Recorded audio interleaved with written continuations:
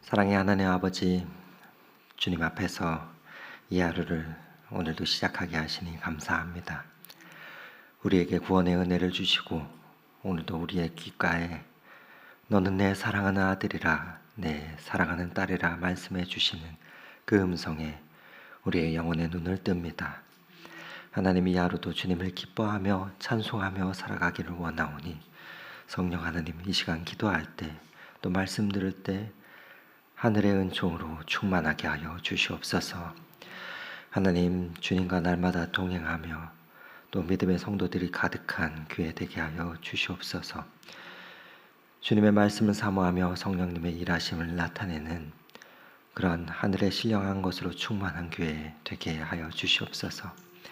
매일매일 주시는 은혜를 날마다 기다리며 기대하며 나아갑니다. 말씀이 넘치는 교회, 생명이 충만한 교회, 하나님의 은혜를 그렇게 사모하는 교회 되고 또 성령의 충만한 교회가 되어 교회에 맡겨주신 선교적 그 사명을 잘 감당하는 그런 교회가 되도록 성령 하나님, 우리 교회의 발걸음을 인도하여 주시고 성령님의 인도하심을 덧입는 교회 되게 하여 주시옵소서. 사랑하는 하나님 아버지, 사랑하는 어머니를 주님 곁에 떠나보내며 슬픈 가운데 있는 아들이 있습니다. 성령 하나님, 친히 찾아가 주셔서 그 마음을 위로하여 주시옵소서. 장례 중에 있는데 남은 장례의 모든 일정 가운데 섬세하게 함께하여 주시고 부활의 믿음과 천국의 소망으로 힘겨운 이 시간을 잘 통과하게 하여 주시옵소서. 하나님, 오늘도 연약한 몸을 붙들고 주님께 기도하는 이들을 주님 불쌍히 여겨주시고 긍휼히 여겨 주옵소서. 고통과 시름 가운데에서도 외면치 않으시고 상황과 그 고통의 아픔을 아시는 주님께서 예수 그리스도의 보혈의 능력으로 생명의 기운을 불어넣어 주시옵소서. 가족들과 친구들도 의사도 현재의 고통이 어떤 정도인지 잘 알지 못합니다. 하지만 주님께서는 아시오니 하루속히 그 고통에서 해방되도록 치유하여 주시옵소서. 하나님 아버지, 새로운 또 사무실의 일터와 공간에서 새로운 일들을 계획하며 또 선교의 사명을 감당하기 원하는 주님의 아들이 있습니다. 주님 함께하여 주시고 하늘로부터 주시는 성령의 지혜를 덧입게 하옵소서. 새로운 일들을 추진할 때마다 또 사람들을 만날 때마다 경영하는 모든 일과 만남 가운데 주님 간섭하여 주시고 또 그 경영을 주님께서 친히 행하여 주시옵소서. 오늘도 말씀 앞으로 나아갑니다. 우리에게 하늘의 지혜로 말씀을 깨닫게 하여 주시고 구원의 비밀의 은혜를 덧입게 하옵소서. 생명 되시는 예수 그리스도의 이름으로 기도드립니다. 아멘. 오늘 함께 은혜 나눌 하나님의 말씀은 사도행전 10장 34절에서 48절의 말씀입니다. 34절에서 48절에 하나님의 말씀을 저와 여러분이 교독하도록 하겠습니다. 베드로가 입을 열어 말하되 내가 참으로 하나님은 사람의 외본을 보지 아니하시고 각 나라 중 하나님을 경외하며 의를 행하는 사람은 다 받으시는 줄 깨달았도다. 만유의 주 되신 예수 그리스도로 말미암아 화평의 복음을 전하사 이스라엘 자손에게 보내신 말씀 곧 요한이 그 세례를 반포한 후에 갈릴리에서 시작하여 온 유대에 두루 전파된 그것을 너희도 알거니와 하나님이 나사렛 예수에게 성령과 능력을 기름 붓듯 하셨음에 그가 두루 다니시며 선한 일을 행하시고 마귀에게 눌린 모든 사람을 고치셨으니 이는 하나님이 함께 하셨음이라. 우리는 유대인의 땅과 예루살렘에서 그가 행하신 모든 일의 증인이라. 그를 그들이 나무에 달아 죽였으나 하나님이 사흘 만에 다시 살리사 나타내시되 모든 백성에게 하신 것이 아니요 오직 미리 택하신 증인 곧 죽은 자 가운데서 부활하신 후 그를 모시고 음식을 먹은 우리에게 하신 것이라. 우리에게 명하사 백성에게 전도하되 하나님이 살아있는 자와 죽은 자의 재판장으로 정하신 자가 곧 이 사람인 것을 증언하게 하셨고 그에 대하여 모든 선지자도 증언하되 그를 믿는 사람들이 다 그의 이름을 힘입어 죄사함을 받는다 하였느니라. 베드로가 이 말을 할 때 성령이 말씀 듣는 모든 사람에게 내려오시니 베드로와 함께 온 할례 받은 신자들이 이방인들에게도 성령 부어 주심으로 말미암아 놀라니 이는 방언을 말하며 하나님 높임을 들음이러라. 이에 베드로가 이르되 이 사람들이 우리와 같이 성령을 받았으니 누가 능히 물로 세례를 베품을 금하리요 하고 함께 읽겠습니다. 명하여 예수 그리스도의 이름으로 세례를 베풀라 하니라. 그들이 베드로에게 며칠 더 머물기를 청하니라. 아멘. 아멘. 고넬료는 베드로가 전하는 모든 말씀을 들을 준비가 되어 있었습니다. 가족과 친구 또 친척들 모두가 옥토와 같은 그 마음으로 말씀을 사모하며 기다렸습니다. 그 기다림 끝에 마침내 오늘 사도 베드로가 입을 열어 하나님의 말씀을 전합니다. 베드로는 여기서 가르치기보다는 오늘 말씀을 보면 증인으로서 증언하고 있습니다. 그 말씀을 마치고 나서 과연 어떠한 일이 벌어지게 되는지 우리도 기대하며 오늘 말씀을 다시 읽으면 좋겠습니다.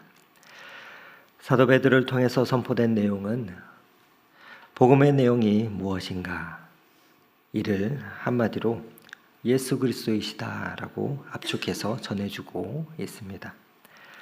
사도 베드로의 설교의 시작은 예수 그리스도로 시작됩니다.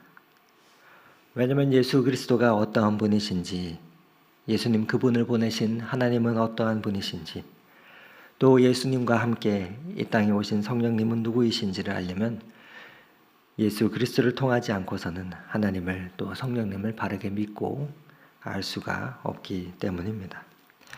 그래서 복음의 핵심은 예수 그리스도이십니다. 우리가 읽은 성경 말씀에 보면 그리스도를 베드로가 증거하면서 하나님의 말씀을 고넬료와 그리고 그 집안에 가르쳐주고 있습니다. 그 내용이 무엇인지 말씀을 보며 살펴보기 원합니다. 36절 말씀을 다시 한번 읽어드립니다. 만유의 주 되신 예수 그리스도를 말미암아 화평의 복음을 전하사 이스라엘 자손에게 보내신 말씀이다.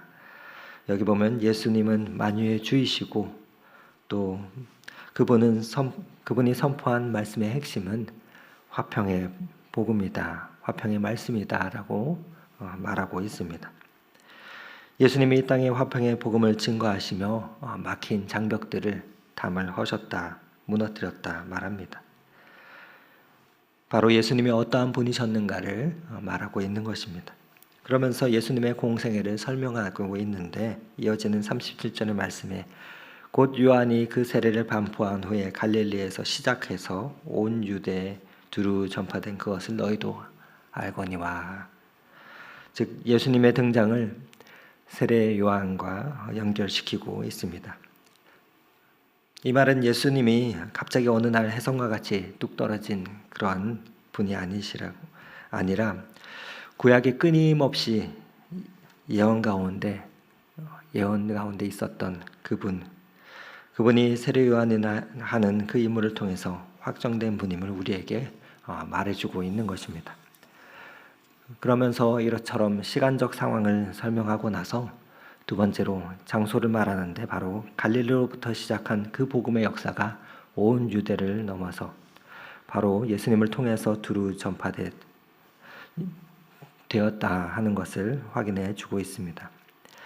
그 다음에 예수님의 전생애를 한마디로 요약하고 있는데 38절의 말씀을 다 같이 한번 읽어보도록 하겠습니다. 하나님이 나사렛 예수에게 성령과 능력을 기름 붓듯 하셨음에 그가 두루 다니시며 선한 일을 행하시고 마귀에게 눌린 모든 사람을 고치셨으니 이는 하나님이 함께 하셨음이라. 한 구절로 예수님의 그 사역의 전체를 압축해서 묘사해 주고 있습니다. 바로 하나님께서 나사렛 예수에게 성령의 기름 부어주시고 능력을 기름 붓듯 그에게 허락해 주셔서 예수님이 하나님의 기름 부은 자이시다라는 사실을 말해주고 있습니다. 그러면서 그가 한 사역이 한 일이 무엇인가? 유대 땅 곳곳을 다니셨는데 곳곳을 다니시며 행한 두 가지가 있는데 그 하나는 선한 일을 행하셨다라는 것입니다. 선한 일을 우리는 여러 가지로 해석할 수 있겠는데 무엇이겠습니까? 그 선한 일은 바로 하나님께서 이 땅을 창조하시며 말씀하셨던 보기에 좋았더라 하셨던 것입니다. 영어로 표현하면 굿인데 즉 보기에 좋았더라 이 굿의 상태를 이러한 창조의 일들을 행하셨다라는 것입니다. 이 선한 일을 예수님께서 반복하시며 또 행하셨다는 것이죠. 그 다음에 또 하나가 바로 마귀노에 눌린 모든 사람을 고치셨다는 것입니다. 선한 일을 행하시고 마귀에 눌린 모든 사람을 고치셨다. 이것이 예수 그리스도가 행하신 일입니다. 인간은 죄악 때문에 하나님의 자녀로 갖고 있던 모든 특권을 상실합니다. 그리고 어둠의 세력 가운데 묶여지죠. 그래서 하나님의 주신 축복의 역사를 누리지 못하게 됩니다. 그런데 그것을 하나님께서 다시 회복시키시겠다라는 것이죠. 인간에게 억눌렸던 죄로 인해서 억눌렸던 것들, 죽음으로 인한 그 공포로 억눌렸던 것들, 질병과 고통, 또 사단과 마귀 등 하나님을 대적하는 그 대적 가운데, 그 세력들 가운데 우리를 고통스럽게 하며 억눌렸던 것들, 교만과 미움, 분노 등 마귀가 주인이 되어서 우리를 또 인간을 지배했던 그 모든 일들로부터 예수 그리스도께서 그 억압 가운데 있는 자들을 해방시키는 그 일을 행하셨다는 것입니다. 예수 그리스도께서 그렇게 행하실 수 있었던 이유는 바로 하나님이 예수님과 함께 하셨기 때문이다 말하고 있습니다. 그렇게 예수님의 공생애를 압축해서 설명하고 있습니다. 그러면서 이어지는 39절의 말씀은 이렇습니다. 우리는 유대인의 땅과 예루살렘에서 그가 행하신 모든 일의 증인이라. 그들이 나무에 달아 죽었으나. 그런데 바로 이런 일들을 행하신 예수님을 세상 사람들은 알지 못하고 십자가에 달아 죽여버렸다는 것입니다. 인간의 죄악을 말합니다. 그러나 40절에 보면 하나님이 사흘 만에 다시 살리사 나타내셨다라고 말합니다. 바로 하나님께서 이 예수 그리스도를 다시 살리시며 부활시키셨다. 이것이 복음서에 나오는 예수님의 전생애를 압축해서 말해주고 있는 것입니다. 예수님께서 세례요한 후에 이 땅에 오셔서 사람들을 만나시고 또 하나님의 그 크신 은혜의 역사들을 행하시며 또 하나님 나라를 선포하시며 사단의 권세 가운데 억눌린 자들을 해방시키시고 성령의 능력을 이 땅 가운데 보이시며 하나님 나라의 백성들로 그들을 새롭게 세워주셨다 하는 이 말씀을 고넬료 앞에서 사도 베드로가 증언하게 됩니다. 베드로가 알고 있었던 예수님의 그 전생애를 한마디로 이렇게 증언하게 되었을 때 바로 성령님이 그 말씀을 듣던 이들에게 임하게 되는데 44절의 말씀 다시 한번 읽어보겠습니다. 베드로가 이 말을 할 때 성령이 말씀 듣는 모든 사람에게 내려오시니. 바로 하나님의 말씀이 모든 사람에게 임하게 되는 것을 목격하게 됩니다. 우리가 사도행전을 읽어보면 하나님의 성령의 역사가 임할 때가 여러 가지 경우가 있습니다. 그때가 언제입니까? 제일 먼저는 기도할 때입니다. 제일 먼저 기도할 때 마가의 다락방에서 120 성도가 하나님 앞에서 오랜 시간 기도하고 있을 때 그때 성령 하나님께서 이들에게 임재하셨습니다. 그때 이들은 이미 예수님을 믿는 사람들이었습니다. 그렇게 성령님께서 기도 가운데 임재하시며 초대교회 새 역사를 열어주신 것을 볼 수가 있습니다. 또 언제 성령님의 역사가 임하십니까? 하나님 앞에 찬송 부를 때입니다. 흔히들 찬송을 곡조 있는 기도라고 말하지요. 찬송을 부를 때 성령님께서 임하시기 때문입니다. 기도가 잘할 때는 안 될 때는 그래서 찬송을 계속 부르면 됩니다. 찬송을 그렇게 부르다 그 찬송이 다시 기도가 됩니다. 찬양을 듣기도 하며 찬양을 직접 부르기도 할 때 하나님께서 성령님과 함께 우리의 삶 가운데 우리 안에 역사하시며 우리로 하여금 기도 가운데 하나님 앞에 나아가도록 하시며 성령님께서 역사하십니다. 또 성령의 역사를 우리에게 부어주실 때가 언제인가? 바로 오늘 말씀처럼 하나님의 말씀을 들을 때입니다. 오늘 44절에 성령이 말씀 듣는 모든 사람에게 내려오셨다 표현하고 있습니다. 말씀 듣는 중에 모든 사람에게 여기 성령의 역사가 임하셨다 그렇게 기록되고 있는데, 한 가지 주의할 게 있다면 하나님의 역사를 바랄 때 우리가 주의할 것, 기억해야 될 것이 있다면 그것은 바로 이 말씀 없이 기도할 때 조심하셔야 됩니다. 그리고 말씀 없이 찬양만 부를 땐 또 주의해야 합니다. 때로 기도 가운데 찬양 가운데 느끼는 그 카타르시스를 성령의 역사라 때로 착각하는데, 이는 지극히 자기 주관적인 개인적 경험에 머무를 때가 있고 또 잘못된 영으로 인해 이끌림을 받을 때가 있기 때문입니다. 그래서 성령의 임재를 우리가 간구할 때는 늘 하나님의 말씀 안에서 연결되어져야 합니다. 성령의 역사가 예수의 영이 되고 또 하나님의 영이 되기 때문입니다. 말씀 안에서 하나님께서는 행하시기 때문입니다. 그래서 성령의 임재를 우리가 늘 간구할 때는 또 하나님의 말씀 가운데 우리가 기도로 나아가며 또 하나님께 감사의 찬양을 드리며 또 다시 말씀 가운데로 돌아와야 합니다. 왜냐하면 그 말씀은 예수 그리스도에 대한 삶을 우리로 하여금 상기시켜 주기 때문입니다. 곧 예수님께서 누구이신지, 예수님께서는 언제 이 땅에 오셨는지, 예수님께서 누구를 만나시며 또 어떠한 사역을 하셨는지, 예수님께서 왜 갈보리 십자가에 못 박혀 죽으셨는지, 그리고 죽은 자 가운데서 어떻게 다시 살아나셨는지를 우리로 하여금 기억하게 하기 때문입니다. 그리고 우리의 주인이 되셨는지를 함께 나누는 것, 이것이 신앙의 토대이자 성령 충만의 시작이요 또 복음 증거의 신앙의 기초가 되기 때문입니다. 45절의 말씀을 읽어드립니다.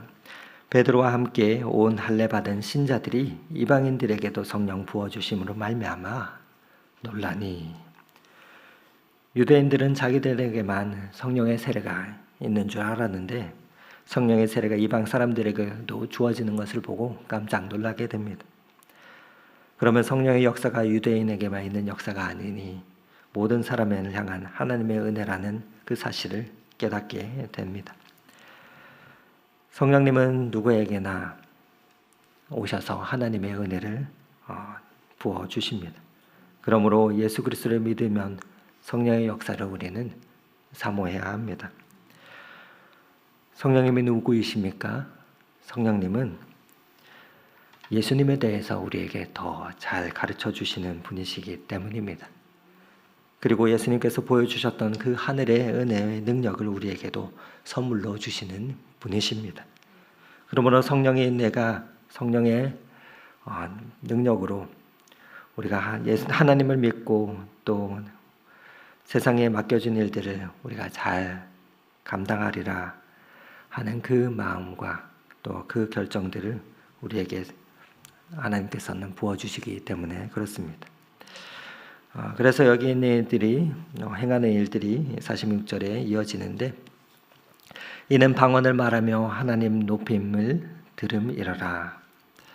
하나님께서 주신 방언을 통해서 말씀의 역사는 더 확대되었고 또 그 가운데 중요한 것이 있다면 그것은 바로 이들이 하나님의 이름을 높여드림을 그 찬송을 하고 있다는 것을 보게 됩니다. 성령의 능력은 우리로 하여금 하나님의 이름을 높이 들게 합니다. 담대히 하나님의 이름을 외치게 합니다.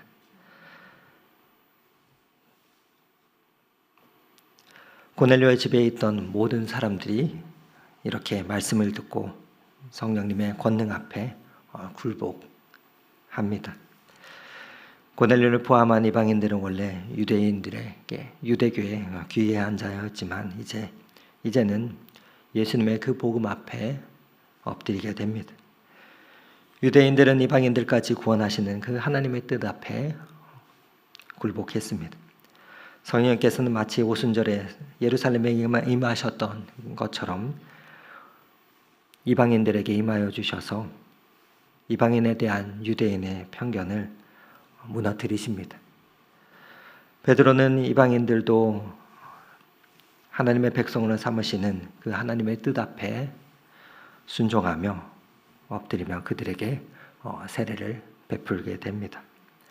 하나님의 뜻 앞에 굴복하며 순종하는 그 자들에 의해서 하나님 나라는 확장되어 가는 것을 오늘도 봅니다. 때로 우리는 하나님의 뜻을 우리가 받아들이기 힘들 때가 있습니다. 단지 머리로 알 뿐 우리의 삶 가운데 온전히 체득되지 못했기 때문일 수도 있고, 또 때로는 우리의 이기적인 욕망과 욕심 때문일 수도 있습니다. 그렇기 때문에 하나님의 뜻과 상충될 수도 있습니다. 그러나 우리가 피하거나 거부한다 할지라도 하나님께서는 당신의 그 뜻을 오늘도 이루어가고 계십니다. 바라기는 오늘 이 하루도 그 하나님의 심정을 이해하며 그 뜻을 쫓아서 기뻐하며 적극적으로 그 하나님의 부름에 순종하며 내가 믿는 분 바로 예수 그리스도 그분의 역사를 오늘도 사도들처럼 증언하며 자랑스럽게 전하며 우리 주위에 예수 그리스도를 알지 못하는 이들에게 하나님께서 우리에게 주신 이 복음의 역사를 함께 나누는 귀한 성도님들의 이 한날이 되시기를 오늘 이 말씀 의지하며 축원을 드립니다. 함께 기도하시겠습니다. 강물같이 흐르는 기쁨 성령 강림함이라 정결한 마음 영원하도록 주 거처 되겠네. 주님 주시는 참된 평화가 내 맘속에 넘치네. 주의 말씀에 거센 풍랑도 잠잠하게 되도다. 은혜의 하나님 아버지, 말씀 충만 성령 충만 삶을 살아가기를 간절히 소원합니다. 말씀 앞에서 우리의 아집과 편견, 오해는 무너지게 하시고 하나님의 뜻만이 온전히 이루어지게 하옵소서. 오늘도 때마다 순간마다 우리에게 성령 하나님 말씀하여 주시고 그 음성조차 걸어가며 우리에게 행하신 놀라운 일들을 증언하게 하옵소서. 그 길로 행하시는 함께 동행하시는 예수 그리스도 이름으로 기도드립니다. 아멘. 계속해서 각자의 기도 제목을 가지고 하나님 앞에 나아가겠습니다.